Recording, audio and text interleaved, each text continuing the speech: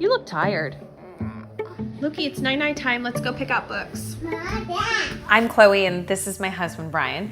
And we have two little boys, Leo and Luke. Leo is 4, Luke is 2, and they do not sleep through the night. If they ever do rarely sleep through the night, they wake up really, really early. They are both up by 5:30 in the morning. I honestly feel like they just have FOMO and want to hang out with me in the morning. Do you want to see Daddy? I have such a fragmented sleep schedule. In the mornings, I feel sometimes completely hungover because I'm just so tired. And then it makes me agitated, and then it can cause problems in our marriage. Because Daddy's more fun. I've tried introducing melatonin, sound machines, blackout curtains, but we're gonna try to get some help from a sleep doctor, and I think that we really need help, right? Does this sound normal? It's a very common issue, but it's not normal.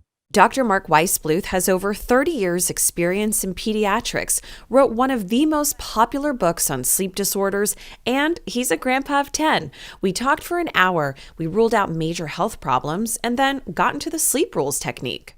So Leo's sleep rules are, when the lights are turned off, we stay in bed and try to sleep until some signal goes off in the morning, such as a light changes color, and then he's free to leave his room. Leo, we're gonna do this new thing called sleep rules. Leo, he enjoys mom and dad's company in the middle of the night. The other part of establishing the sleep rules is a silent return to sleep. So he bumps into mom, put him back into his bed, and walk away. And this kind of thing can happen many times. Your son tries to get back to old style, and then he gives up because he gets no social interaction. And if he follows those rules, he gets some reward. What are your thoughts on melatonin for my 4-year-old? So the good research on melatonin shows that it's ineffective for use in, let's say, babies or infants. We don't know how safe it is or harmful it is. We just don't know. So I've never, ever suggested Benadryl or melatonin to help children sleep. So Luke does not want to go to bed, and he does not want to sit and read books. Nap time and bedtime routines are useful as signals that sleep is going to come. Now, my 2-year-old son Luke is too young to understand sleep rules, so Dr. Waisbluth suggested having Daddy start a bedtime routine about a half hour before we normally put him to bed. So we tried it all out for the next week. Go have our bottles downstairs. All right, Leo, what are the sleep rules? Get in bed. All right, Lukey, it's night-night time.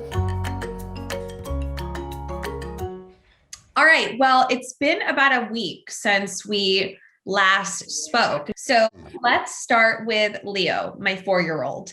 What are the sleep rules? Got in bed, tried to go to sleep, you gotta put it in the morning.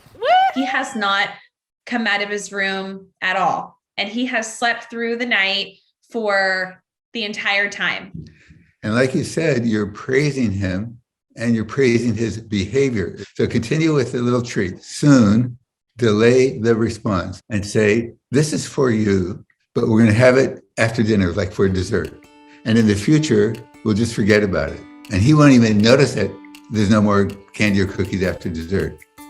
Dr. Waisbluth said that encouraging Leo's good behavior helped discourage my son's habit of hanging out with us instead of staying in bed. Now, Luke, on the other hand, was still not sleeping all night, but right before bed, Brian would read to him, and he was a lot more calm. He'd even turn off the light all by himself. So we're going to keep going and report back in a few weeks. Before 7 p.m., you had a lovely, I'll say, bedtime routine. And because he was at a lower level of neurologic arousal, it was earlier in the evening, his demeanor was more calm, relaxed. I hope you're not frustrated that we don't have dramatic improvement. No, I'm not. You don't want to do too many things in the beginning. Taking small steps sometimes is the way to go.